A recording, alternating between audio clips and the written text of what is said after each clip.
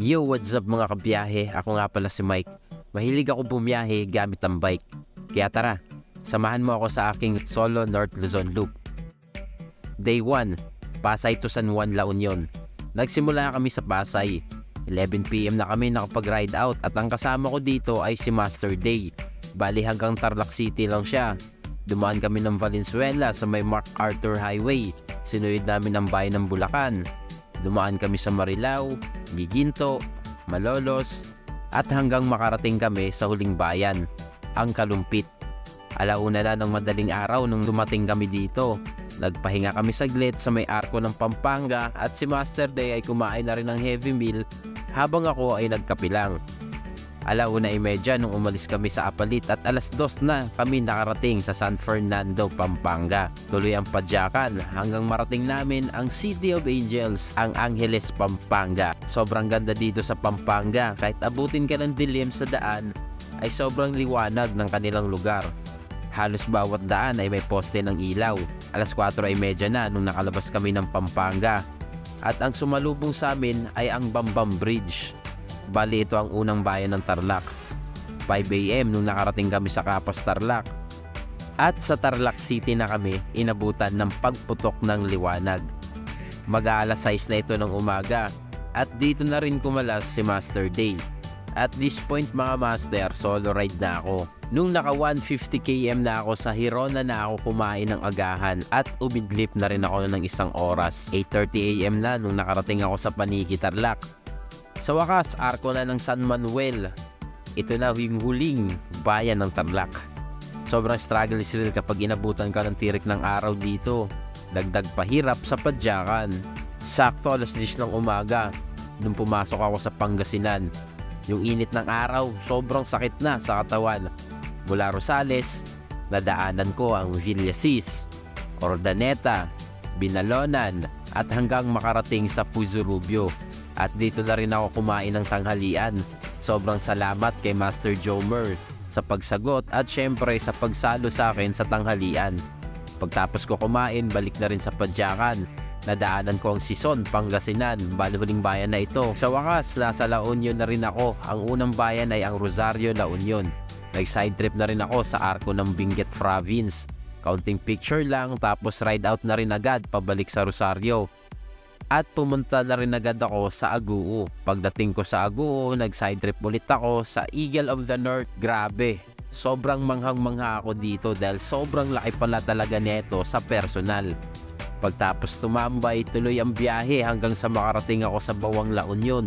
Bale, ang bala ko dito sa day 1 ay isagad hanggang Vigan. Kaso nga lang, pagdating ko sa San Fernando, La Union ng 4:00 ng hapon, ay biglang nag-breakdown ang katawan ko. Hindi na ito nagre-recover.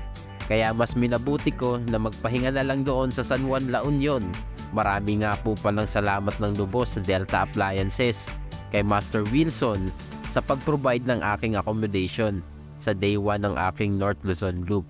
Shoutout din sa Luxuria Transient Inn, kay Master Kagawad Maloni ng Barangay Paniksikan or Bistondo, La Union. Marami pong salamat sa hapunan.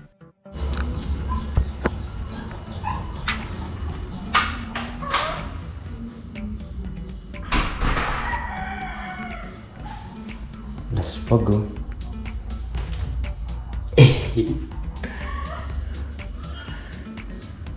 So, tayo.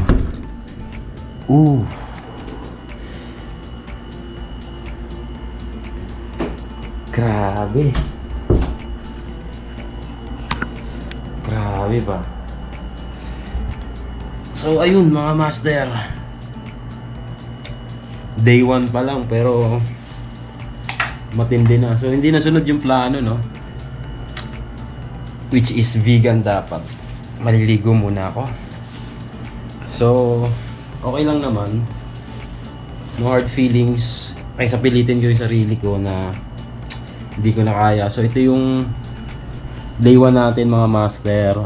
295.5 ang distance natin. 11 hours, 41 minutes ang saddle time. Elevation gain mababa lang, 791 meters. Tapos average speed tayo ng 25.3 at ang oras ay 6:07. So ayun mga master, dito tayo papalipas ng gabi. 6:07.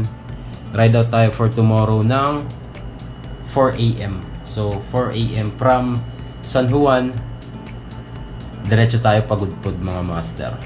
Kung kakayanin pa ng oras, try natin i-diretso ng Pudtul, Apayao. Alright, so I hope you guys enjoy this video.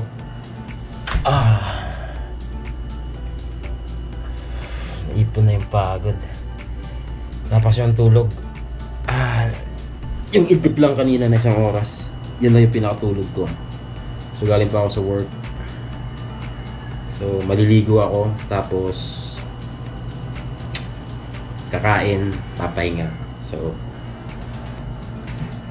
if you like this video, please like, comment at share. So yan yung day 1 ng North Luzon Loop, 295 km.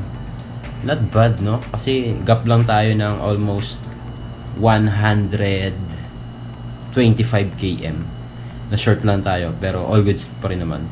Kasi ang ano ko lang din, ang gusto ko kasi mangyari, pag dadaanan ko yung mula Tagudin, Ilocos Sur hanggang Vigan, gusto ko maliwanag para makita ko yung lugar. Eh pagka madilim kasi tayo dadaan ngayon, hindi ko ma-appreciate. So ayun mga master, thank you so much. Peace. I'm out. See you guys sa day 2. Bye bye.